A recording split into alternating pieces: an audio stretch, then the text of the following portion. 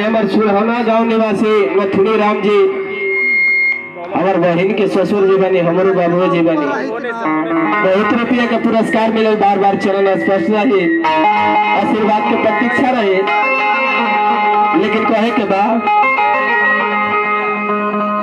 अच्छा तोहर ले ठीक है बा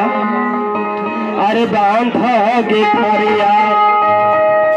लिए